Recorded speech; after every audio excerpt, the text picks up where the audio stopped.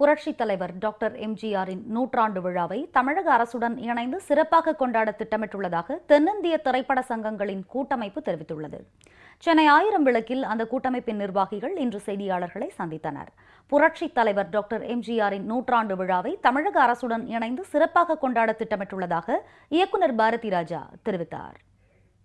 எம்ஜிஆர் என்கின்ற அந்த 3 எழுத்து சொல்லும் பொழுது நம்மளை எரியாம ஏன்னா அவர் இன்னைக்கு இன்னொரு நூற்றாண்டு காலத்திற்கு உச்சரிக்கப்பட வேண்டிய ஒரு பெயர் எம்ஜிஆர். கலையுலகில் அவருடைய இடத்தை நிரப்புவது என்பது கஷ்டம். நூற்றாண்டு விழாவையும் என்னை நடந்து சொல்லும் பொழுது நான் இதை மிகப்பெரிய ஒரு கௌரவமாக கருதுகிறேன். நீங்கள் எனக்கு கொடுத்த மிகப்பெரிய கௌரவம் இது. அதை எப்படி நடத்துறதுன்னா ரொம்ப சிறப்பாக நடத்தணும். அரசோடு இணைந்து செய்யலாம். இது நாம மட்டும் இல்லாமல் அரசோடு இணைந்து செய்யலாம்.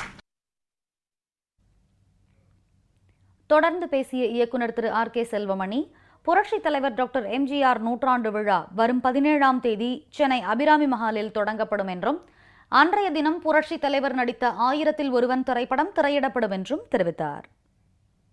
ஜனவரி 17 ஒரு துவக்க விழா நடத்துறது முடிவு பண்ணிருக்கோம். அது 6 மணிக்கு துவக்க விழா நடத்துறது. அதில் படம் புரட்சித் தலைவர் ஒரு படம் 1000ல் ஒருவன் ஒரு படத்தை அங்கே திரையிடுறது. அதை 1000ல் ஒருவனில் எம்ஜிஆர் நடித்த அந்த ஒரு திருவுருவப் படத்தை திறந்து வைக்கிறது.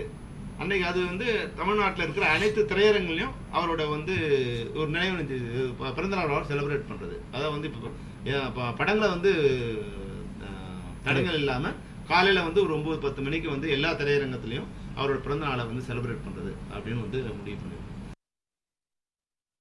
இந்த செய்தியாளர் சந்திப்பின் போது தமிழ்நாடு திரையரங்குகள் உரிமையாளர் சங்க தலைவர் திரு அபிராமி ராமநாதன், திரைப்பட தயாரிப்பாளர்கள் சங்க தலைவர் திரு தானு, இயக்குநர் திரு பாக்கியராஜ் உள்ளிட்டோர் செய்தியாளர்கள் சந்திப்பின் போது உடனிருந்தனர்.